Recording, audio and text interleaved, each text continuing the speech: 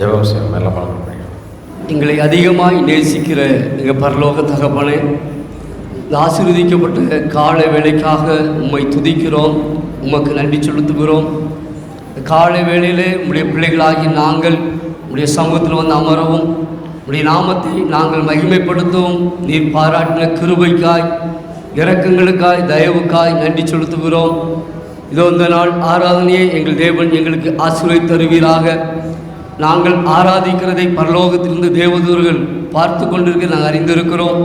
நாங்கள் உண்மையோடும் உத்தமத்தோடும் ஆவியோடும் பரிசுத்த ஆவி நிறைவோடும் ஆராதித்து உடைய நாமத்தை மகிமைப்படுத்த எங்கள் தேவன் எங்களுக்கு கிருபை பாராட்டுவீராக. உடைய பரிசுத்த கரத்துக்குள்ளாய் இந்த நாள் ஆராதனை அர்ப்பணிக்கிறோம். தேவரீதாமே எங்கள் மத்தியில் உலாவி உடைய நாமத்தை மகிமைப்படுத்துவீராக. தொடக்கம் முதல் முடிவு வரைக்கும் எங்கள் தேவ பிரசனம் எங்களோடு கூட இருக்கட்டும். சகல துதிகன மகிமை உமக்கே செலுத்துகிறோம். இப்படி நாம ஒன்றே மகிமைப்படட்டும். இயேசு கிறிஸ்துவின் நாமத்தில் ஜெபிக்கிறோம் எங்கள் நல்ல பிதாவே, ஆமென். உட்கார்ந்துமாக உன்னத பாடல்கள் 1358 பாடல். உன்னத பாடல்கள் 1358 பாடல்.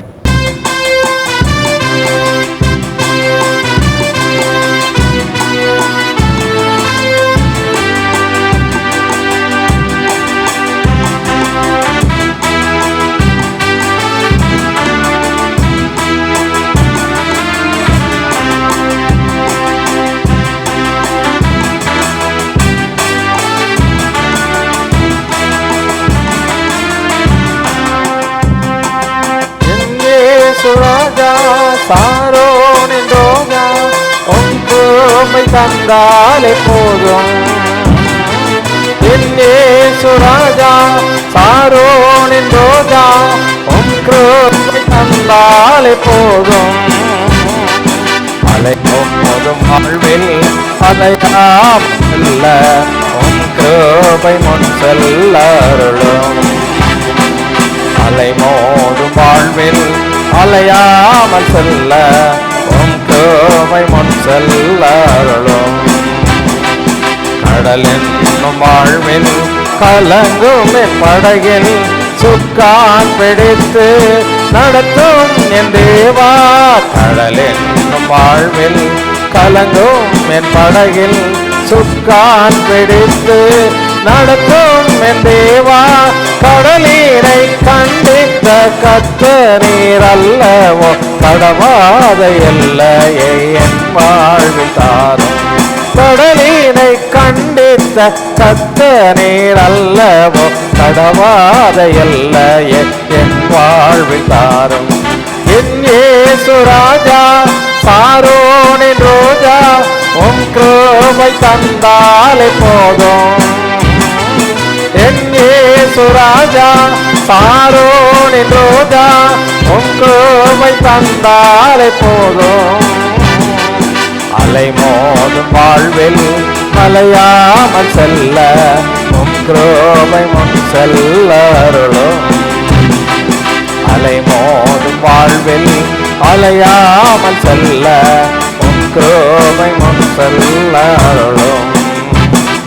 பிளவுண்ட மலையே புகலிடம் நீரே வீசும் வாழ்வில் பாதுகாத்தருளும். பிளவுண்ட மலையே புகலிடம் நீரே புயல் வீசும் வாழ்வில் பாதுகாத்தருளும். பாரேனில் காரேரோய் சேதங்கள் அணுகாமல் பரமனே என் முன் தீபமாய் வாரும். பாரேனில் காரேரோய் சேதங்கள் அணுகாமல் பரமனே என் முன் தீபமாய் வாரும். என் இயேசு ராஜா சாரோனின் ரோஜா உன் கிருபை முன் செல்ல அருளும். சாரோனின் ரோஜா உன் கிருபை முன் செல்ல அருளும். அலை மோதும் வாழ்வில் அலையாமல் செல்ல உன் கிருபை முன் செல்ல அருளும். அலை மோதும் வாழ்வில் அலையாமல் செல்ல உன் கிருபை முன் செல்ல அருளும். எது காற்று வீச எது போரும் பேச என்னோடிருப்பவர் பெரியவர் நீரே. எது காற்று வீச எது போரும் பேச என்னோடிருப்பவர் பெரியவர் நீரே. இயேசுவே யாத்திரையில் பரிசேக்கும் தேவன் என் ஜீவப்படையில் நங்கூரம் நீரே. இயேசுவே யாத்திரையில் பரிசேக்கும் தேவன் என் ஜீவப்படையில் நங்கூரம் நீரே.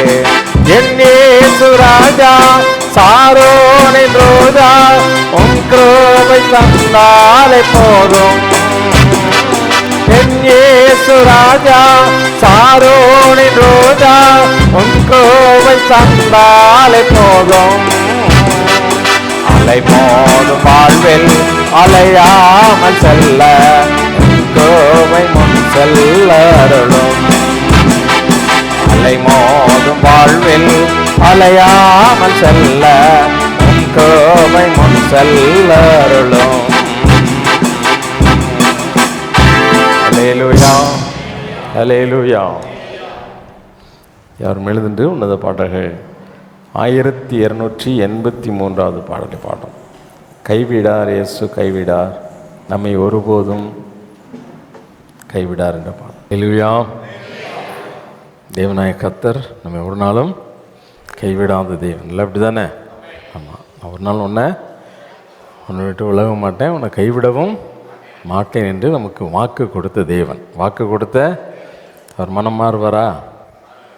வசனத்தில் அவர் சொல்லியிருக்காருல்ல, மனுஷங்க மனசு மாறலாம், ஆனால் நான் என்ன செய்ய மாட்டேன், ஒரு நாளும் மாறவே மாட்டேன், ஒரு நாளும் மாறவே மாட்டேன்னு ஆண்டவர் நமக்கு வாக்கு கொடுத்துருக்கார். எவ்வளோ சோதனைகள் வந்தாலும் சரி, எத்தனை சதி திட்டங்கள் நமக்கு விரோதமாக தீட்டப்பட்டாலும் சரி, தேவனாய கர்த்தர் ஒரு நாளும் நம்மளை விட்டு நிச்சய மாட்டார், விலகவும் மாட்டார், நம்மை கைவிடவும். மரண பள்ளத்தாக்கிலே நடந்தாலும் பொல்லாப்புக்கு நம்ம என்ன செய்ய வேண்டியதில்லை, ஏன்னா தேவரீர் என்னோடு கூட இருக்குது. கைவிடாத தேவன், அவரை உள்ளத்தின் ஆழத்திலிருந்து புகழ்ந்து போற்றி, ஆண்டவரே உலகம் எங்களை கைவிட்டாலும் மக்கள்லாம் எங்களை மறந்தாலும் நீங்கள் எங்களை மறக்காத தேவன், எங்களை கைவிடாத தேவன் என்று சொல்லி உள்ளத்தின் ஆழத்திலிருந்து உணர்ந்து இந்த பாடலை பாடும்.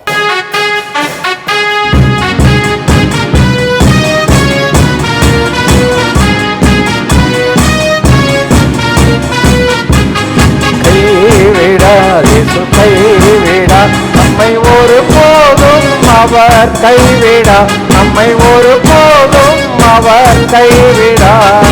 கைவிடார் இயேசு கைவிடார். சாத்தானின் சேனைகள் வந்தாலும் சதிநாசமோ எங்கள் நேர்ந்தாலும், சாத்தானின் சேனைகள் வந்தாலும் சதிநாசமோ எங்கள் நேர்ந்தாலும், சேனைகளின் கர்த்தர் இயேசு நமக்காக யுத்தங்கள் செய்வார். சேனையின் கர்த்தர் இயேசு நமக்காக யுத்தங்கள் செய்வார். ஆமென். கைவிடார் இயேசு கைவிடார் நம்மை ஒரு போதும் அவர் கைவிடார், நம்மை ஒரு போதும் அவர் கைவிடார். கைவிடார் இயேசு கைவிடார். சாவின் பள்ளத்தாக்கில் நடந்தாலும் கர்த்தர் சேனைகள் தினம் பெருகினாலும், சாவின் பள்ளத்தாக்கில் நடந்தாலும் கர்த்தர் சேனைகள் தினம் பெருகினாலும், இவ்வுலகத்தை ஜெயித்த நம் இயேசு நமக்காக யுத்தங்கள் செய்வார். இவ்வுலகத்தை ஜெயித்த நம் இயேசு நமக்காக யுத்தங்கள் செய்வார். கைவிடா இயேசு கைவிடா நம்மை ஒரு போதும் அவர் கைவிடா, நம்மை ஒரு போதும் அவர் கைவிடா. கைவிடார் இயேசு கைவிடா. மக்கள் யாவரும் நம்மை பகைத்திட்டாலும் நகைத்திட்டாலும், மக்கள் யாவரும் நம்மை பகைத்திட்டாலும் காரணமின்றி என்னை நகைத்திட்டாலும், ஜெயக்கத்தராம் நம் இயேசு ஜெயம் காண கிருபை செய்வார். ஜெயக்கத்தராம் நம் இயேசு ஜெயம் காண கிருபை செய்வார்.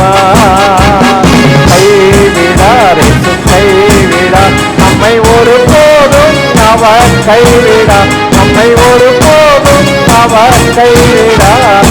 கைவிடார், இயேசு கைவிடார், நம்மை ஒருபோதும் அவர் கைவிடார். நம்மை ஒருபோதும் அவர் கைவிடார். நம்மை ஒருபோதும் அவர் கைவிடார். நம்மை ஒருபோதும் அவர் கைவிடார். கைவிடார், இயேசு கைவிடார். அல்லேலூயா. எல்லா கண்களையும் மூடி ஆண்டவருடைய சமூகத்தில், ஆண்டவரே எங்களை கைவிடாத தேவன், வாக்கு தத்துவத்தில் உண்மையுள்ள தேவன் நீங்கப்பா. நீங்கள் எங்களுக்கு வாக்கு கொடுத்துருக்கிறீங்க, என்னை விட்டு ஒரு நாள் விலகி போக மாட்டேன், என்னை கைவிட மாட்டேன் அப்படின்னு வாக்கு கொடுத்துருக்கிறீங்க. நாங்கள் மரண இருளின் பள்ளத்தாக்கில் நடந்தாலும் பொல்லாப்புக்கு நாங்கள் பயப்பட மாட்டோம். ஏன்னா கைவிடாத தேவன் எங்களோடு கூட இருக்கிறீர். இந்த உலகத்தில் எங்களுக்கு விரோதமாக எவ்வளவு சதி யோசனைகள் நடந்தாலும் சரி, இந்த உலகத்தின் மனிதர்கள் எங்களை பகைத்து எங்களை விட்டு தூரமாய் விலகி போனாலும் சரி, எங்களுக்கு நெருக்கமானவர்கள் எல்லாம் எங்களை விட்டு விலகி போனாலும் சரி, எங்களுக்கு அதை பற்றி கவலையே இல்லைப்பா. அதை குறித்து நாங்கள் கவலைப்படவே மாட்டோம். ஏனென்றால் தேவரீர் எங்களோடு கூட இருக்கிறீர். அல்லேலூயா. உம்முடைய கோலும் தடியும் எங்களை ஒவ்வொரு நாளும் தேற்றுவதற்காக உமக்கு ஸ்தோத்திரம் என்று சொல்லுவோம். உன்னத தேவன் அவர், ஒரு நாளும் உன்னை கைவிடாதபடி உன்னை தாங்கி நடத்துகிற தேவன் அவர். அல்லேலூயா, அல்லேலூயா, அல்லேலூயா. மகிமையின் தேவனுக்கு உள்ளத்தின் ஆழத்தின் மனதார நன்றி செலுத்துவோம். ஆண்டவரே, இன்றைக்கு வரைக்கும் என்னை கைவிடலையப்பா.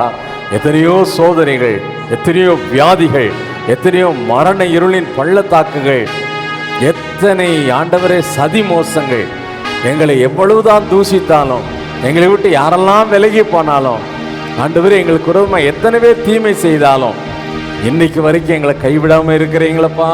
உங்களுக்கு ஸ்தோத்திரம்னு சொல்லுவோம், நன்றி செலுத்துவோம். உள்ளத்தின் ஆழத்தை இந்த அப்பா உமக்கு நன்றி என்று சொல்லுவோம். பரலோகத்தின் தேவன் அவர், மகிமை நிறைந்த கர்த்தர் அவர், வானாதி வானங்களை உருவாக்கின தேவன் அவர், மீண்டும் வரப்போகிறவர். ஹல்லேலூயா, ஹல்லேலூயா, ஹல்லேலூயா. மகிமை நிறைந்த தேவனே, மாசு இல்லாதவரே, உம்மை நாங்கள் போற்றி புகழுகிறோம், உம்மை நாங்கள் ஸ்தோத்திரிக்கிறோம், உம்மை நாங்கள் வாழ்த்தி வணங்குகிறோம், உம்மை நாங்கள் மகிமைப்படுத்துகிறோம். ஆண்டவரே, ஆண்டவரே உம்முடைய கிருபை பெரியது. இந்த நாள் வரைக்கும் நாங்கள் நிர்மூலமாகாதபடி ஆண்டவரே உம்முடைய கிருபை எங்களை தாங்கினதற்காக உமக்கு ஸ்தோத்திரம். சிங்காசனத்தின் அதிபதியே, எங்களையும் ஒரு பொருட்டாக எண்ணி ஆண்டவரே எங்களுக்கு கனத்தை கொடுத்தீரே உமக்கு ஸ்தோத்திரம். எங்களை உயர்த்தி மகிழ்ந்தீரே உமக்கு ஸ்தோத்திரம். மகிமையின் மன்னவனையும் ஸ்தோத்திரிக்கிறோம்ப்பா. ஹல்லேலூயா. ரிபகா தலஷரபா உதலா ஷதாரா நஹதலி பகர ஷரபா.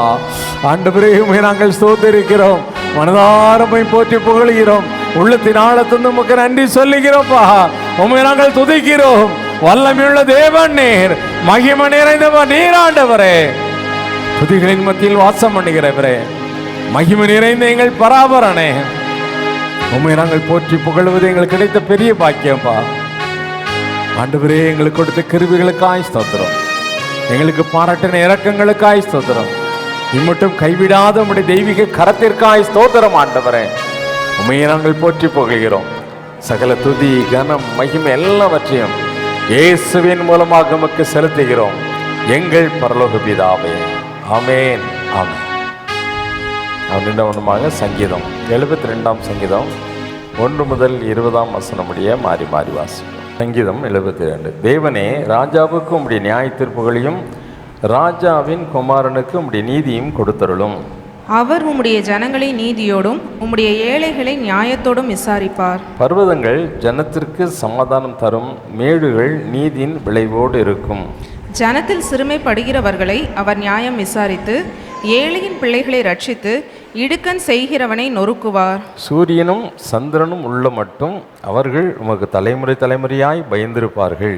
புல் அறுப்புண்ட வெளியின் மேல் பெய்யும் மழையைப் போலவும் பூமியை நனைக்கும் தூறலைப் போலவும் இறங்குவார். அவருடைய நாட்களில் நீதிமான் செழிப்பான், சந்திரன் உள்ள வரைக்கும் மிகுந்த சமாதானம் இருக்கும். ஒரு சமுத்திரம் தொடங்கி மறு சமுத்திரம் வரைக்கும், நதி தொடங்கி பூமியின் எல்லைகள் வரைக்கும் அவர் அரசாளுவார். வனாந்தரத்தார் அவருக்கு முன்பாக குனிந்து வணங்குவார்கள், அவருடைய சத்துருக்கள் மண்ணை நக்குவார்கள். தர்ஷீஷின் ராஜாக்களும் தீவுகளின் ராஜாக்களும் காணிக்கைகளை கொண்டு வருவார்கள்.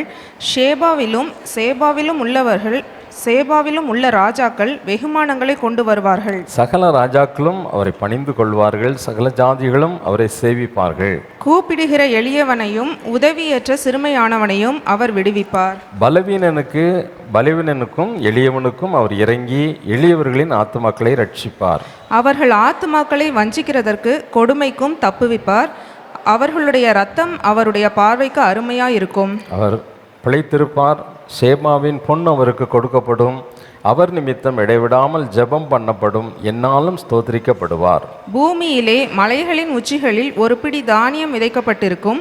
அதன் விளைவு லீபனோனை போல அசையும். பூமியின் புல்லை போல நகரத்தார் செழித்தோங்குவார்கள். அவருடைய நாமம் என்னென்றைக்கும் இருக்கும். சூரியன் உள்ள மட்டும் அவருடைய நாமம் சந்தான பரம்பரையாய் நிலைக்கும். மனுஷர் அவருக்குள் ஆசீர்வதிக்கப்படுவார்கள். எல்லா ஜாதிகளும் அவரை பாக்கியமுடையவர் என்று வாழ்த்துவார்கள். இஸ்ரவேலின் தேவனாய் இருக்கிற கர்த்தராகிய தேவனுக்கு ஸ்தோத்திரம் உண்டாவதாக. அவரே அதிசயங்களை செய்கிறவர். அவருடைய மகிமை பொருந்திய நாமத்துக்கு என்னென்றைக்கும் ஸ்தோத்திரம் உண்டாவதாக. பூமி முழுவதும் அவருடைய மகிமையால் நிறைந்திருப்பதாக. ஆமேன், ஆமேன். ஈசாயின் புத்திரனாகிய தாவீதின் விண்ணப்பங்கள் முடிந்தது. பிதாவுக்கும் குமாரனுக்கும் பரிசுத்தாவிக்கும் மேம்பதாக ஆமென். அவர் முழங்கால் படியிட்டு கர்த்தருடைய ஜெபத்தை சொல்லுவோம். பரமண்டலங்களில் இருக்கிற எங்கள் பிதாவே, உடைய நாமம் பரிசுத்தப்படுவதாக, உடைய ராஜ்யம் வருவதாக, உடைய சித்தம் பரமண்டலத்திலே செய்யப்படுவது போல பூமியிலேயும் செய்யப்படுவதாக. அன்றன்று உள்ள எங்கள் அப்பத்தை எங்களுக்கு இன்று தாரும். எங்களுக்கு விரோதமாய் குற்றம் செய்கிறவர்களுக்கு நாங்கள் மன்னிக்கிறது போல எங்கள் குற்றங்களை எங்களுக்கு மன்னியும். எங்களை சோதனைக்குள் பிரவேசிக்க பண்ணாமல் தீமை நின்று எங்களை ரட்சித்து கொள்ளும். ராஜ்யமும் வல்லமையும் மகிமையும் என்னென்றைக்கும் உடையவைகளே. ஆமென். அப்போஸ்தலர் விசுவாசத்தை அறிக்கை செய்வோம். வானத்தையும் பூமியை படைத்த சர்வ வல்லமையுள்ள பிதாவாகிய தேவனை விசுவாசிக்கிறேன். உடைய ஒரே பேரான குமாரனாகிய நம்முடைய நாதர் இயேசு கிறிஸ்துவை விசுவாசிக்கிறேன். அவர் பரிசுத்த ஆவியினாலே கன்னி மரியாளிடத்தில் உற்பவித்து பிறந்தார். பொந்திய பிலாத்துவின் காலத்தில் பாடுபட்டு சிலுவையில் அறையுண்டு மரித்து அடக்கம் பண்ணப்பட்டு பாதாளத்தில் இறங்கினார். 3ஆம் நாள் மரித்தோரிடத்திலிருந்து எழுந்தொழினார். பரமண்டலத்துக்கேறி சர்வ வல்லமுள்ள பிதாவாகிய தேவனுடைய வலது மார்சத்திலே வெற்றிருக்கிறார். அவ்விடத்திலிருந்து உயிருள்ளோரையும் மரித்தரும் நியாயந்தீர்க்க வருவார். பரிசுத்த ஆவியும் விசுவாசிக்கிறேன். பொதுவாயிருக்கிற பரிசுத்த சபையும் பரிசுத்த வான்களுடைய ஐக்கியமும் பாவம் மன்னிப்பும் சரீர உயிர்த்தெழுதலும் நித்திய ஜீவனும் என்று விசுவாசிக்கிறேன். ஆமென். உட்காருவோம். வேதத்திலிருந்து ஒரு பகுதி கேட்போம். வாசிக்க முடியாது குறிக்கப்பட்ட வேத பகுதி எபிரேயருக்கு எழுதின நிறுவம் 6ஆம் அதிகாரம் 1 முதல் 10ஆம் வசனம் முடிய கோயில்ராஜ் கேட்போம். வாசிக்கும்படியாக குறிக்கப்பட்ட வேத பகுதி எபிரேயர் 6ஆம் அதிகாரம் 1ஆம் வசனம் முதல் 10ஆம் வசனம் முடிய. எபிரேயர் 6ஆம் அதிகாரம். ஆகையால் கிறிஸ்துவை பற்றி சொல்லிய மூல உபதேச வசனங்களை நாம் விட்டு செத்த கிரியைகளுக்கு நீங்களாகும் மனம் திரும்புதல், தேவன் பேரில் வைக்கும் விசுவாசம், ஸ்நானங்களெடுத்த உபதேசம், கைகளை வைக்குதல், மரித்தோரின் உயிர்த்தெழுதல், நித்திய நியாய தீர்ப்பு என்பவைகளாகிய அஸ்திபாரத்தை மறுபடியும் போடாமல் பூர்ணராகும்படியை கடந்து போவோமாக. தேவனுக்கு சித்தமானால் இப்படியே செய்வோம். ஏனெனில் ஒரு தரம் பிரபாசிக்கப்பட்டும் பரம ஈவை ருசி பார்த்தும் பரிசுத்த ஆவியை பெற்றும் தேவனுடைய நல்வார்த்தையும் இனிவரும் உலகத்தின் பலன்களையும் ருசி பார்த்தும் மறுதளித்து போனவர்கள் தேவனுடைய குமாரனை தாங்களே மறுபடியும் சிலுவையில் அறைந்து அவமானப்படுத்துகிறபடியால் மனந்திருவுக்கு ஏதுவாய் அவர்களை மறுபடியும் புதுப்பிக்கிறது கூடாத காரியம். எப்படியெனில் தன்மேல் அடிக்கடி பெய்கிற மழையை குடித்து தன்னிடத்தில் பயிருக்கேற்ற பயிரை முளைப்பிக்கும் நிலமானது தேவனால் ஆசீர்வாதம் பெறும். முள் செடிகளையும் முள் பூண்டுகளையும் முளைப்பிக்கிற நிலமோ தகாததாயும் சபிக்கப்படுவதற்கேற்றதாயுமா இருக்கிறது. சுற்றறிக்கப்படுவதே அதன் முடிவு. பிரியமானவர்களே, நாங்கள் இப்படி சொன்னாலும் நன்மையானவைகளும் இரட்சிப்புக்குரியலுமான காரியங்கள் உங்களிடத்தில் உண்டாயிருக்கிறது என்று நம்பியிருக்கிறோம். ஏனெனில் உங்கள் கிரியையும் நீங்கள் பரிசுத்தவான்களுக்கு ஊழியம் செய்கிறதினாலும் செய்து வருவதனாலும் தமது நாமத்திற்கு காண்பித்த அன்புள்ள பிரயாசத்தை மறந்துவிடுவதற்கு தேவன் அனுதியுள்ளவர் அல்லவே என்பது வாசிக்க முடியாது குறிக்கப்பட்ட வேத பகுதி வாசித்தாயிற்று. ஒரு நிமிஷம் தலைவனைக்கு ஜெபம் பண்ணலாமா? பரலோக பிதாவே, இந்த நாளிலே உங்களுடைய ஆலயத்தில் வந்த நாங்கள் ஆண்டவரே, அதே போல் இந்த நாளிலே கர்த்தருடைய வார்த்தை கேட்க நாங்கள் காத்திருக்கிறோம். தேவரீர் எங்களோடு கூட பேசும், நாங்கள் கேட்கிறோம். வசனத்தின்படி வாழவும் உமக்கு கீழ்மடித்து நடக்கவும் பரலோகத்திற்கு எங்களை ஆயத்தப்படுத்தும்படியாக செபிக்கிறோம். இயேசுவின் நாமத்தில் செபிக்கிறேன் பிதாவே, ஆமென். உட்கார். அல்லேலூயா. எபிரேயருக்கு எழுதின நிருபம், எபிரேயர் 6ஆம் அதிகாரம் 7வது வசனத்தை வாசி கேட்போமா? எப்படியெனில் தன்மேல் அடிக்கடி பெய்கிற மழையை குடித்து தன்னிடத்தில் பயிரிடுகிறவர்களுக்கு ஏற்ற பயிரை முளைப்பிக்கும் நிலமானது தேவனால் ஆசீர்வாதம் பெறும். பொதுவாகவே ஒரு விவசாயி பற்றி தான் அங்கே சொல்லியிருக்குது. ஒரு விதை விதைக்கும் பொழுது அந்த விதை அவனுக்கு ஏற்ற பலனை கொடுக்கணும் அப்படிங்கிறதான் அவங்களுடைய பெரிய ஆசையாக இருக்கும் இல்லையா? செடி வளரும் பொழுது இது நல்லா காய்க்கும் அப்படின்னு தான் நினச்சிவாங்க. அதே போல் தான் ஆண்டவர் கூட மரத்தை உருவாக்கும் பொழுது நல்ல கனி கொடுக்கும் அப்படின்னு சொல்லி ஆசையாக என்ன செய்கிறார். எந்த ஒரு விதையும் விழுந்த உடனே அது முளைக்கும் பொழுது அது பலனை கொடுக்கும் என்ற எதிர்பார்ப்பு அந்த உருவாக்கினவங்களுக்குள்ளே என்ன செய்யும், எப்பொழுதும் காணப்படும் இல்லையா? அப்போ அந்த பலனை நாம் பெற்றுக்கொள்ள வேண்டும். அந்த பலனை நாம் என்ன செய்யணும்,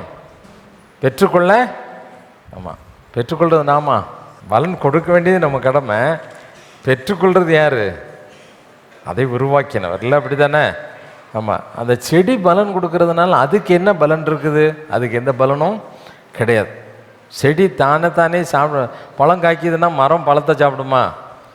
சாப்பிடாது. உருவாக்குவங்களுக்கு தான் அந்த பலன் என்ன செய்யும், போய் சேரும் இல்லையா? அப்போ ஒரு எதிர்பார்ப்பு. இந்த வசனம் என்ன சொல்லுகிறது பாருங்க.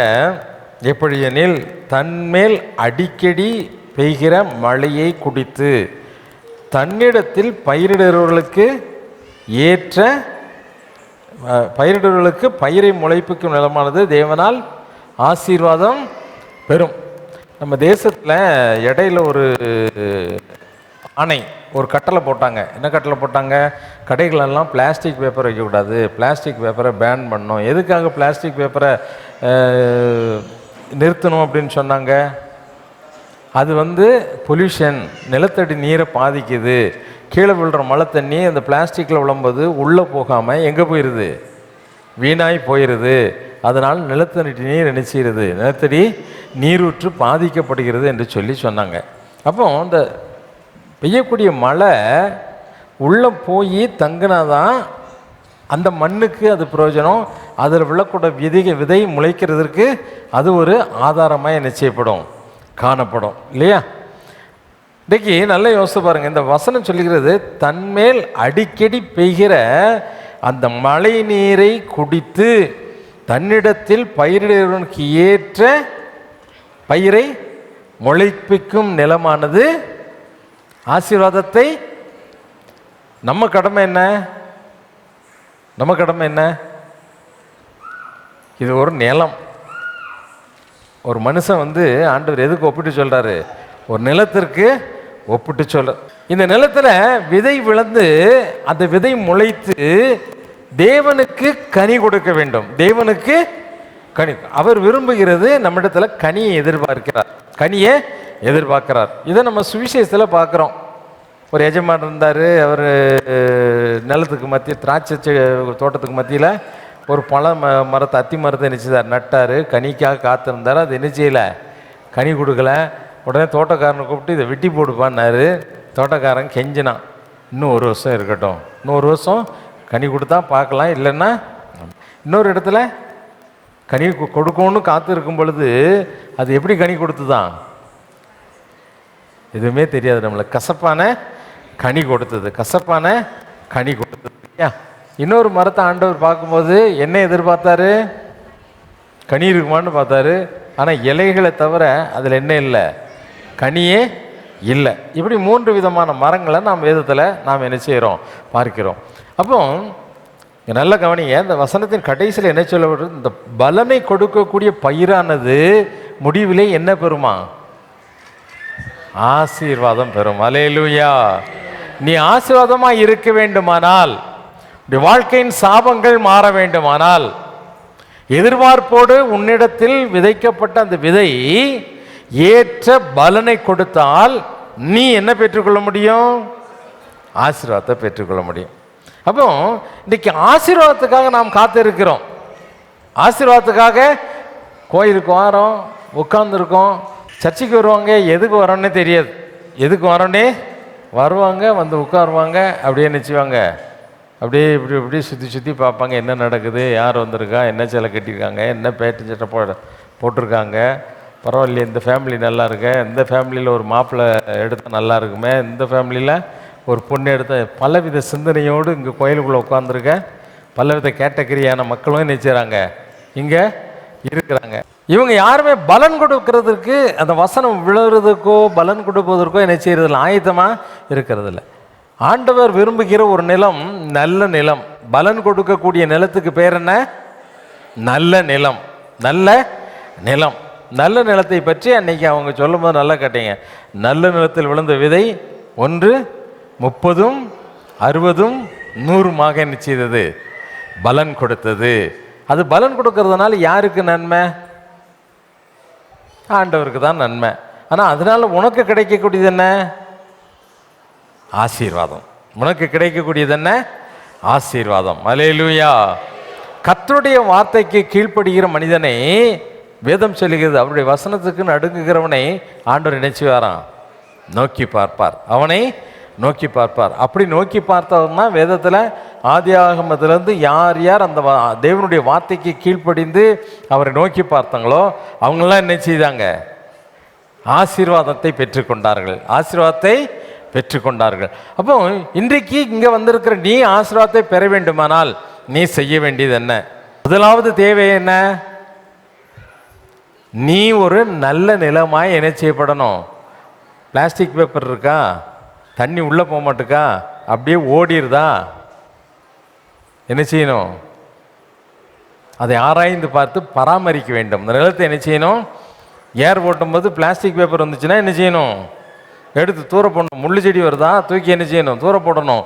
கல் வருதா, இந்த விதை முளைக்கிறதுக்கு என்னென்ன தடைகள் இருக்கோ அதையெல்லாம் இந்த நிலத்தை விட்டு என்ன செய்யணும்? அகற்றினால் அந்த நிலம் எப்படி இருக்கும்? நல்ல நிலமாய் காணப்படும். நல்ல நிலமாய் காணப்படும். மழை நீரை உள் அடக்குகிற ஒரு நிலம், மழை நீரை உள்ள அடக்குகிற ஒரு நிலம். கடற்கரைக்கு போனீங்கன்னா மணல் இருக்கும், அலை வரும். சில கடலை பார்த்தீங்கன்னா மேடை இருக்கும், அது வரைக்கும் என்ன செய்யும்?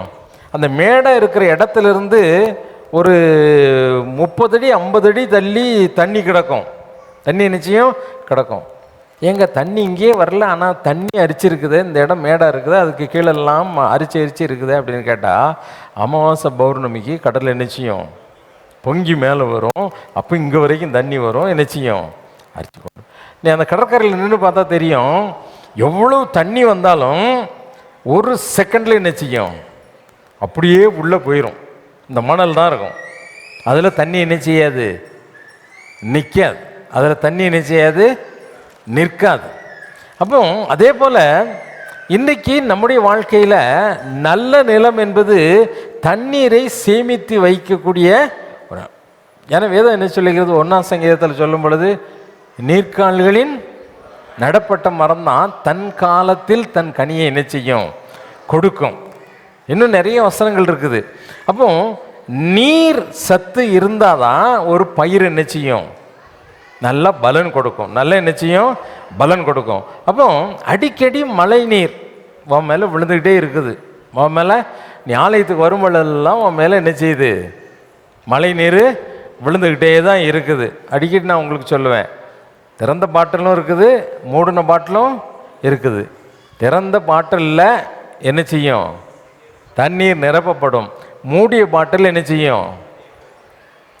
குறை குடம் என்ன செய்யும்? அல்லாடும். குறை குடம் என்ன செய்யும்? அல்லாடும். உள்ள தண்ணி இல்லாத பாட்டிலில் ஃபோர்ஸாக தண்ணி அடிச்சுதுன்னா அது என்ன செய்யும்?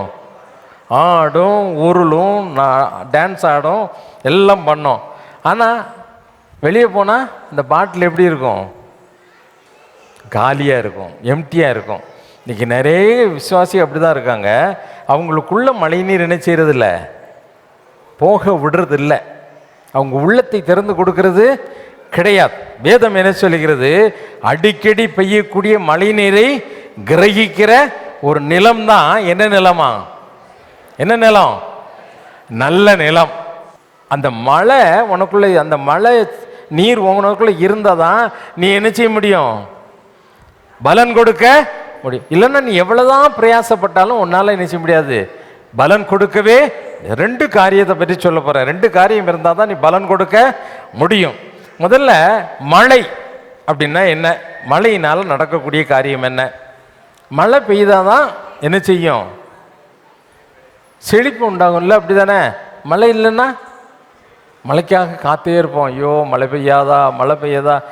ஆமாம், நீ பாருங்க, விவசாயிகளுக்கு அப்படியே மலர்ச்சியாக இருக்கும். அப்பா மழை பெஞ்ச உடனே செடி எப்படி இருக்குது, காஞ்ச செடி கூட அதை பார்க்குறதுக்கு அந்த துளிர்லாம் என்ன செய்யும்? அது ஒரு புது உணர்ச்சியோட என்ன செய்யும்? புத்துணர்ச்சியோட காணப்படும். அப்போ இன்றைக்கி அந்த மழை, லேவியராகமத்தில் மழையை பற்றி சொல்லும் பொழுது, லேவியராகமம் 26ஆம் அதிகாரம் 4வது வசனத்தை வாசிக்க கேட்போமா? டக்கு டக்குன்னு வாசித்தலாமா? லேவியராகமம் 26ஆம் அதிகாரம் 4வது வசனம். நான் ஏற்ற காலத்தில் உங்களுக்கு மழை பெய்ய பண்ணுவேன், பூமி தன் பலனையும் வெள்ளியிலுள்ள மரங்கள் தங்கள் கனியையும் கொடுக்கும். சரி, ஏற்ற காலத்திலே மழையை பெய்ய பண்ணுவதனால தான் நமக்கு என்ன கிடைக்குது? என்ன கிடைக்குது? அந்தந்த காலத்தில் கனி கிடைக்குது இல்லையா? அந்த பலன் என்ன செய்கிறது? கிடைக்கிறது. அந்த பலன் கிடைக்கிறது. எசேக்கியேல் 34ஆம் அதிகாரம் 26ஆம் அதிகாரத்தில் அதுதான் சொல்லப்பட்டிருக்குது. ஏற்ற காலத்தில் மழை பெய்தாதான் என்ன கிடைக்கும்? பலனே கிடைக்கும். குறித்து வச்சுக்கோங்க, நீங்கள் வீட்டில் போய் என்ன செய்யுங்க, வாசிடுவாங்க. அப்போ அந்த ஆசீர்வாதம் மழையை உள்கரைக்கக்கூடிய ஒரு நிலத்தில் தான் என்ன கிடைக்கும்? ஆசீர்வாதத்தை கண்டுகொள்ள முடியும். உள்கிரகிக்க கூடாத ஒரு நிலத்திலிருந்து நாம் என்ன செய்ய முடியாது? ஆசீர்வாதத்தை கண்டுகொள்ள முடியாது. வெறும் மணலாக இருக்க நிலத்தில் போய் மணலில் தண்ணியை விடு, நிற்காது.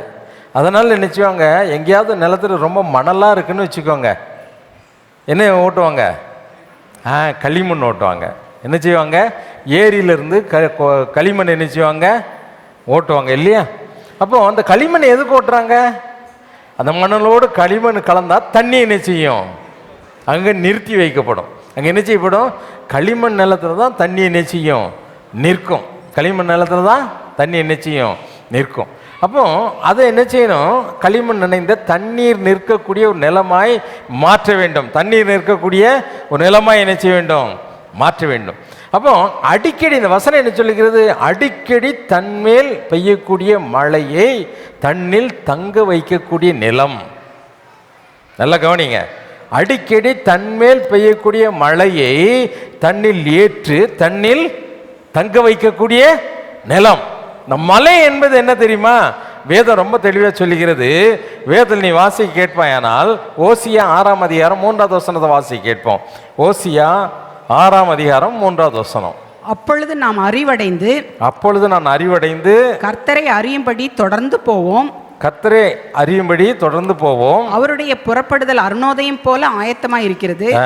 அவர் மழையை போலவும், அவர் மழையை போலவும், பூமியின் மேல் பெய்யும் முன்மாறி பின்மாரியை போலவும் நம்மிடத்தில் வருவார். மேல் பெய்யும் முன்மாறி பின்மாரியை போலவும் நம்மிடத்தில் வருவார். ஆமா, நம்மிடத்தில் வருவார்.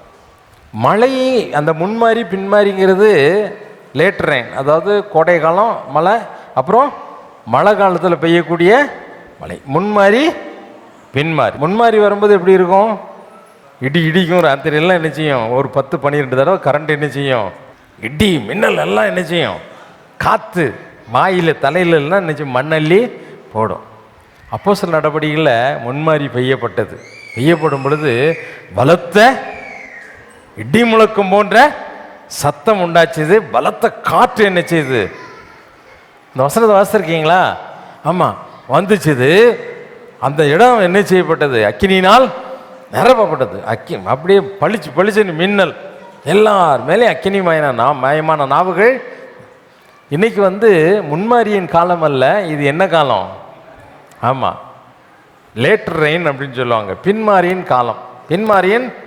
பின்மாரி பெய்யும்போது இடி ரொம்ப இடிக்காது, அமைதியாக இருந்து சோர்னு மணிக்கணக்காக நிச்சயம் மழை ஊற்றும். மழை இங்கே ஆண்டவர் ஒவ்வொரு நாளும் அபிஷேகத்தை ஊற்றி கொண்டு தான் இருக்கிறார். ஒவ்வொரு ஆராதனையிலையும் தேவன் தம்முடைய அபிஷேகத்தை ஊற்றுகிறார்.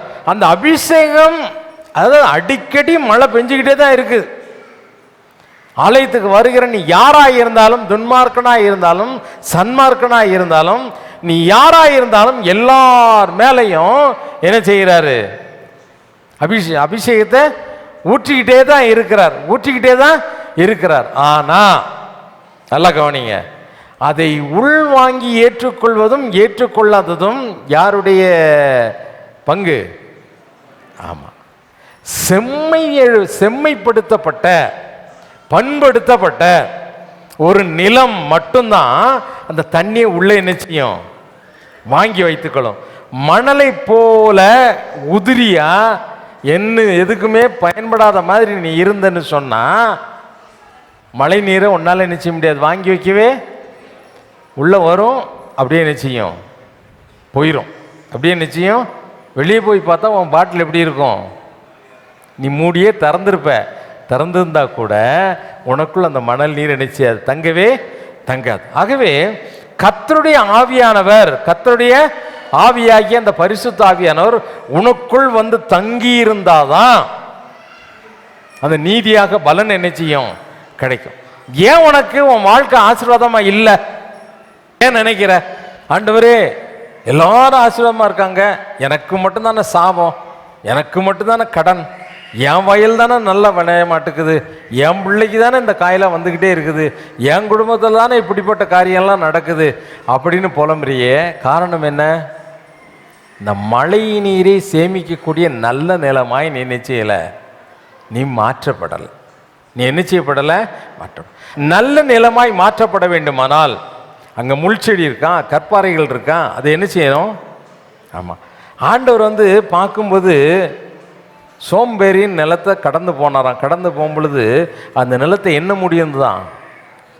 காஞ்சொரி முடியிருந்தது. காஞ்சொரின்னா இந்த கொடியாக படர்ந்திருக்கக்கூடிய முள் செடிகள் நினைச்சிருந்தது, மூடி இருந்தது என்று பார்க்கிறோம். இன்னொரு நிலத்தை பார்க்கும் பொழுது அது எப்படி இருந்ததுதான்? அதை பார்த்துட்டு ஆண்டவர் என்ன செய்யல? கடந்து போகலை. ஆஹா, ஏன் தெரியுமா? புறக்கணிக்காமல் இருந்தாராம். எந்த நிலத்தை புறக்கணிக்க மாட்டார்? நொறுங்குண்டு நறுங்குண்ட நிலத்தை ஆண்டவர் என்ன செய்ய மாட்டார். யார் ஒரு நொறுங்கி போயிருக்கிறார்களோ, உண்மையாய் ஆண்டவரை நம்பி கண்ணீரோடு கூட ஆண்டவரே நீங்க எனக்கு வேணும் அப்படின்னு மனதார நினைத்து உள்ளம் நொறுங்கி கொஞ்சம் அசைவு இருக்கணும், கேட்கணும், வசனத்தை என்ன செய்யணும்? கேட்க வேண்டும். தேவனுடைய ஆவியானவருக்கு இடம் கொடுக்க வேண்டும். அது லௌகிக கவலையினாலும் பெருந்தண்டினாலும் நிறைஞ்சிருக்குதான். பெருந்தண்டினாலும் திமிரு. நீ மனுஷனுக்கு மனுஷன் திமிரா இருக்கலாம், நீ ஆண்டவர்கிட்டே திமிரா இருந்தானா ஆட பார்க்கலாம், இவர் என்ன பெரிய ஆண்டவரா, கையை நீட்டினார்னா உன்னால் என்ன செய்ய முடியாது? எழுந்திருக்கவே முடியாது. எழுந்திருக்கவே இன்னைக்கு வரைக்கும் நிர்மூலமாக சங்கீதக்காரன் நிர்மூலமாகாமல் இருக்கிறதே ஆமாம் ஆண்டோடைய சுத்த கிருபை. அடிகள் வரும் பொழுதும் சுத்தமாக நொறுங்கி போகாமல், உடஞ்சி போகாமல், தவுந்து போகாமல், ஜீவன் போகாமல் இன்றைக்கு வரைக்கும் காக்கப்பட்டு இருக்கிறதே யாருடைய கிருபை? ஆண்டுடைய கிருபை. ஆண்டுடைய அந்த கிருபையை கொஞ்சம் மதிப்பு கொடு, கொஞ்சம் யோசித்து பார்.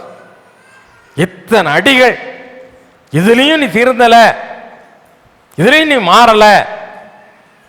அடின்னா எங்கேயோ விழுந்து அடிபட்டு வர்றது இல்லை, அது வேற அடி, அதுவும் கிடைக்கும். உன் வாழ்க்கையில் எத்தனையோ பாதைகளில் கஷ்டங்களில் அப்படியே நொறுங்கி போய் உட்கார்ந்துக்கிட்டு இருக்க. இதெல்லாம் உனக்கு வரக்கூடிய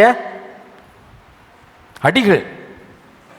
குடும்பம் செதறி போய் சின்ன பின்னமாகி கடன் பிரச்சனையில் முங்கி போய் அடுத்தவங்க மத்தியில் கேவலப்பட்டு எவ்வளோ பிரச்சனைகள் அனுபவிக்கிறோம். நல்லா யோசித்து பாரு. இதெல்லாம் உனக்கு வரக்கூடிய அடிகள், உனக்கு வரக்கூடிய அடிகள். சரிதானா? இதில் நீ கவனமாக இருந்து திரும்பல, மனம் திரும்பலன்னு வச்சுக்கோ, ஒருத்தராலும் உன்னை மாற்றவே முடியாது. வாழ்க்கையை மாற்றவே முடியாது. வாழ்க்கையை மாற்றவே, வாழ்க்கையில் நீ ஆசீர்வாதத்தை கண்டுகொள்ளவே முடியாது.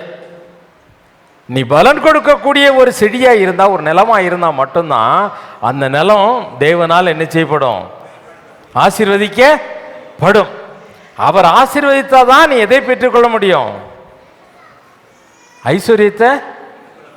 அப்போ இந்த மழை, கர்த்தருடைய ஆவியானவர் உனக்குள்ள ஊற்றப்பட்டு, எல்லாரும் அவர் பட்சபாதமே கிடையாது. இவங்களுக்கு தான் ஊற்றுவேன், அவங்களுக்கு ஊற்ற மாட்டேன் அப்படின்லாம் கிடையாது. மாம்சமான யாவர் மேலும், எல்லார் மேலையும், மாம்சமான அவன் யாரா இருந்தாலும் சரி, எல்லார் மேலையும் அவர் சொன்னதுதான்.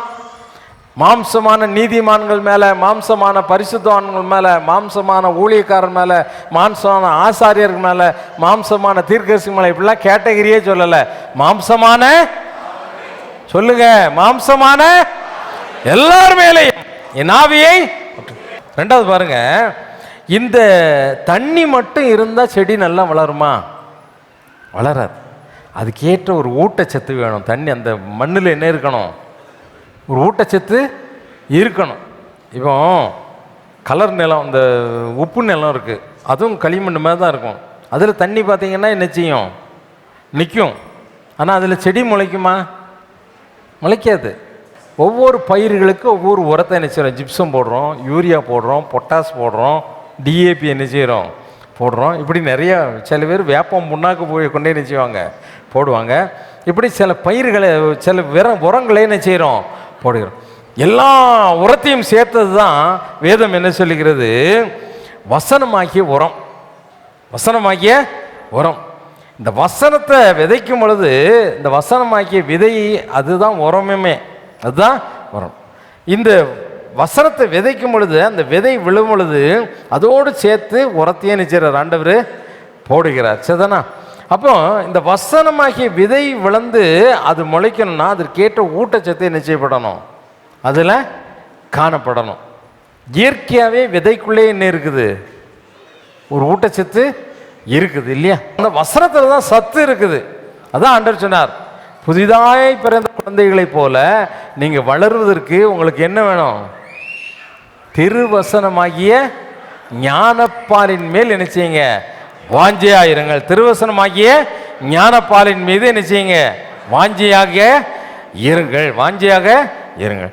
அப்போ இந்த மார்க் 4ஆம் அதிகாரம் 20ஆம் வசனத்தில் வாசிக்கும் பொழுது, விதைக்கிறவனுடைய விதையை பற்றி சொல்லும் பொழுது அவர் அதான் சொல்லுகிறார். மார்க் 4ஆம் அதிகாரம் 20ஆம் வசனத்தை வாசி கேட்போமா? மார்க் 4ஆம் அதிகாரம் 20ஆவது வசனம். வசனத்தை கேட்டு ஏற்றுக்கொண்டு, வசனத்தை கேட்டு ஏற்றுக்கொண்டு, ஒன்று 30, ஒன்று 60, ஒன்று 100 ஒன்று 30, ஒன்று 60, ஒன்று 100 பலன் கொடுக்கிறார்கள். ஆமா, பலன் கொடுக்கிறார்கள். இவர்களே நல்ல நிலத்தில் நல்ல நிலத்தில் விதைக்கப்பட்டவர்கள். நல்ல நிலத்தில்.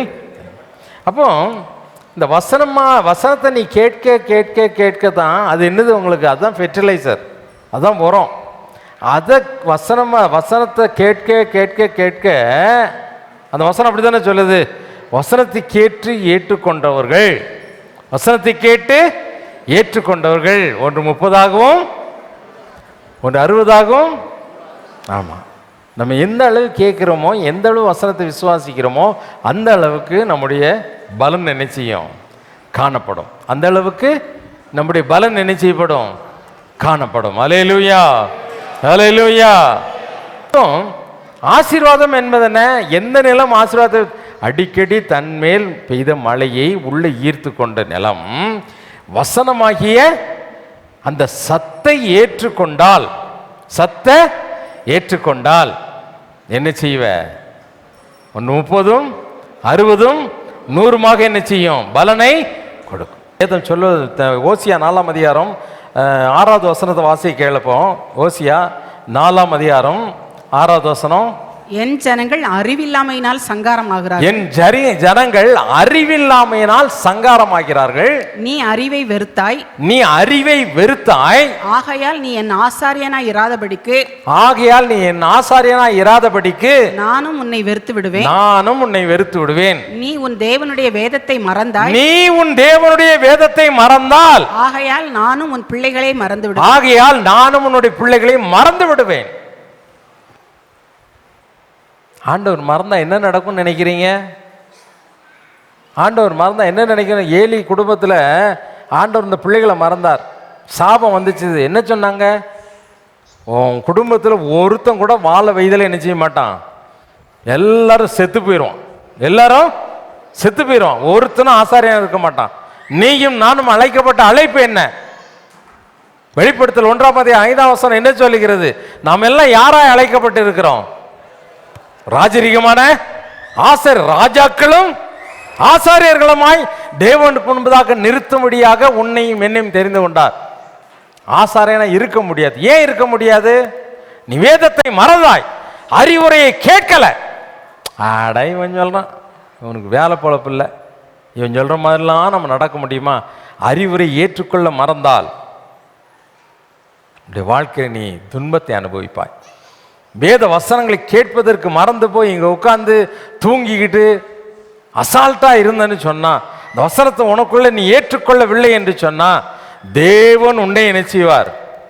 உன்னுடைய பிள்ளைகளை மறந்துடுவார். நீ வேதத்தை நேசிக்காதபடி, வேதத்தை வாசிக்காதபடி, வேதத்தை கேட்காதபடி நீ இருந்தால் தேவன் உன்னுடைய பிள்ளையை என்ன செய்வார்?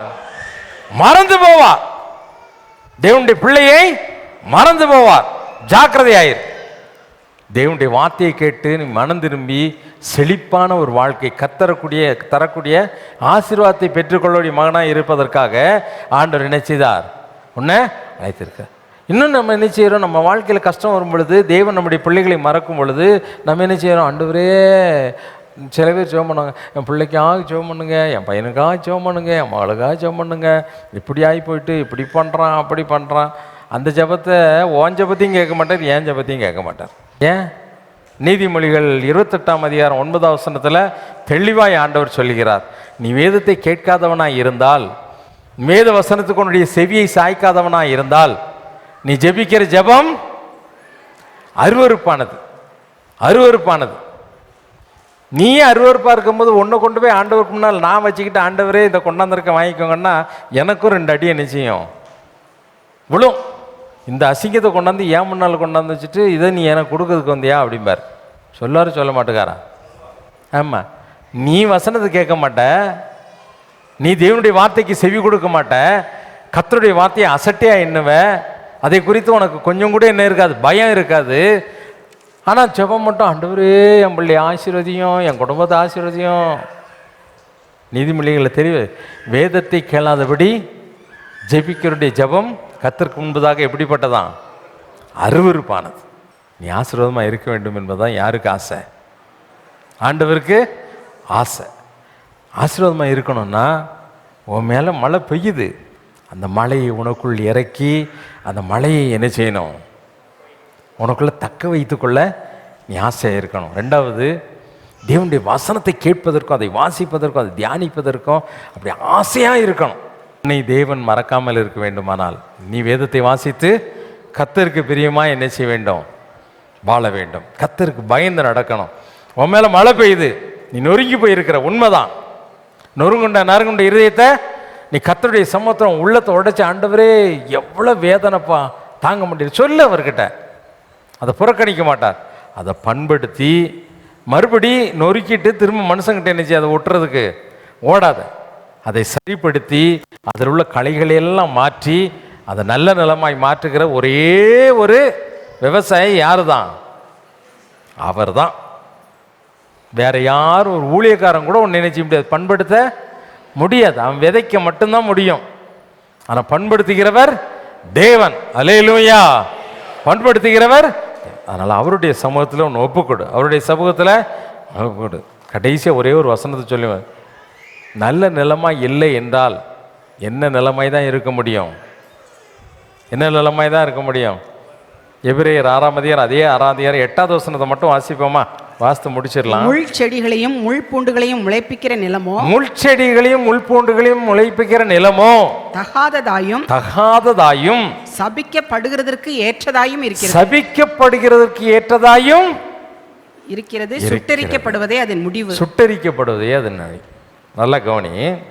நீ நல்ல நிலமாய் இல்லை என்று சொன்னால் தேவனாய் கர்த்தர் வரப்போகிறார். வரும் பொழுது அந்த அக்கினியும் கந்தமும் எரிகிற அந்த அக்கினி கடலில் தான் நீ என்ன செய்வ?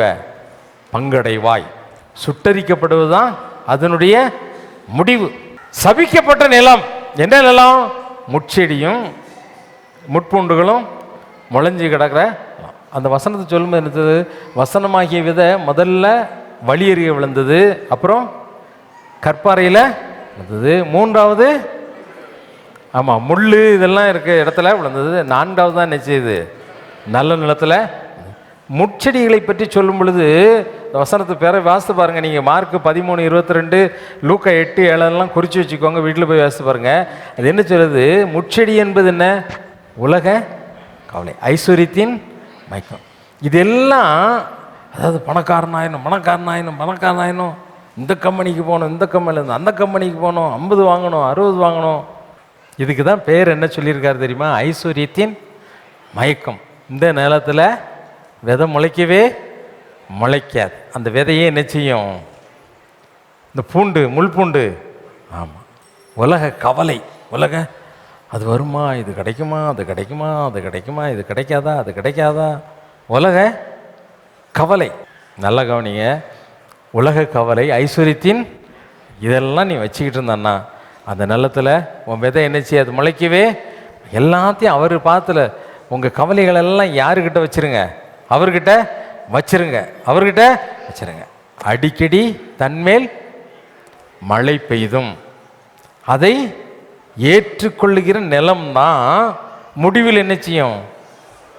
ஆசீர்வாதத்தை பெறும். நீ ஆசீர்வதிக்கப்பட வேண்டுமானால் உனக்குள் ஊற்றப்படுகிற அந்த பரிசுத்த ஆவியை பெற்றுக்கொண்டு வசனமாகிய விதை முளைப்பதற்கு நீ என்ன செய்யணும்?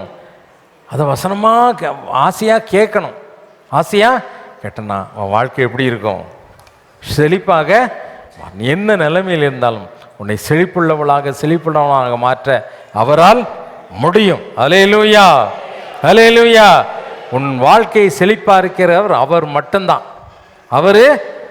ஆகவே எல்லாம் முழங்கால் படிட்டு ஆண்டவர்கிட்ட கேட்போம். ஆண்டவரே, எங்கள் மேலே மழை பெய்யுது, பரிசுத்தாவியாகிய மழை எப்பொழுதும் ஆலயத்துக்குள்ளே வரும்பொழுது தான் ஊற்றப்படுது. ஆனால் அது எங்களுக்கு உள்ளே போகுதாங்கிறது சந்தேகமாக இருக்குது.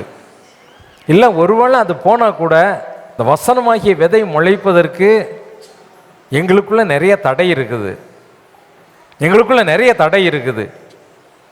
அது ஒருவேளை உலக கவலை, ஐஸ்வர்யத்தின் மயக்கம், இப்படிப்பட்ட காரியங்களினால், அந்த முட்புண்டுகளினால் அந்த விதை முளைக்க முடியாதபடி அது அப்படியே போயிருது. ஆண்டவரே, எங்களை நொறுக்க நாங்கள் சித்தமாக இருக்கிறோம்.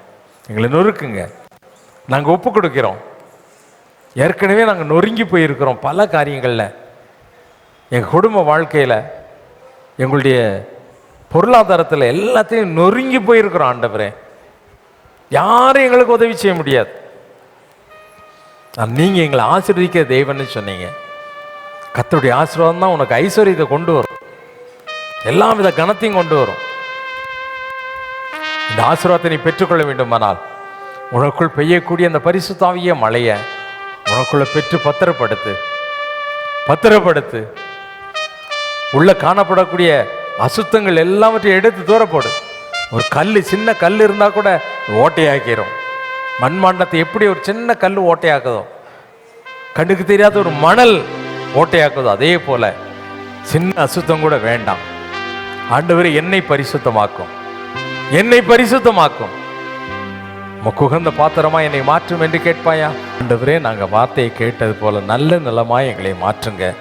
உடைத்து நொறுக்கி எங்களை வணைந்து உமக்கு பிரியமான பாத்திரமாக எங்களை மாற்றுங்க. ஆண்டவரே, எங்களிடத்தில் பெய்யக்கூடிய அந்த மழையை நாங்கள் உள்வாங்கி அது ஆண்டவரே, அந்த ஆவியானவரே எங்களுக்குள்ளே தங்க வைத்து வசனமாகிய வசனத்தை கேட்டு நாங்கள் செழித்து வளரக்கூடிய ஆசீர்வதிக்கப்பட்ட நிலமாய் எங்கள் ஒவ்வொருவரையும் மாற்றி அனுப்புங்க. வல்ல தேவன் கிரியை செய்ய போகிற தயவுக்காய் உமக்கு ஸ்தோத்திரம். நம்முடைய பிள்ளைகளை ஆசீர்வதித்து அனுப்புவதற்காக உமக்கு ஸ்தோத்திரம். கிருபை பெருகட்டும். இயேசுவின் நாமத்தில் ஜெபிக்கிறேன் பிதாவே, ஆமென். நம்முடைய கர்த்தராகிய இயேசு கிறிஸ்துவினுடைய கிருபையும் பிதாவாகிய தேவனுடைய அன்பும் பரிசுத்த ஆவியினுடைய அந்யோன்ய ஐக்கியமும் இன்றும் என்றும் சதாகாலங்களிலும் நம்மனரோடு கூட இருப்பதாக, ஆமென். தேவ ஆசீர்வாதத்தோடு அடியாரை அனுப்போம். வார்த்தை என்னும் அப்பத்தாலே போஷித்து வளர்த்தியும் இப்போதும் மை தேடி வந்து மனதார போற்றினோம். மோட்சலோக கழித்து உம்மை வாழ்த்தி தொழுவோம். ஆமென். என் ஆத்துமாவே கர்த்தரை ஸ்தோத்திரி, என் முழு உள்ளமையுடைய பரிசுத்த நாமத்தை ஸ்தோத்திரி. என் ஆத்துமாவே கர்த்தரை ஸ்தோத்திரி, கர்த்தர் செய்த சகல உபகாரங்களை மறவாதே. ஆமென், ஆமென். ஹல்லேலூயா, ஹல்லேலூயா, ஹல்லேலூயா. God bless you. Amen.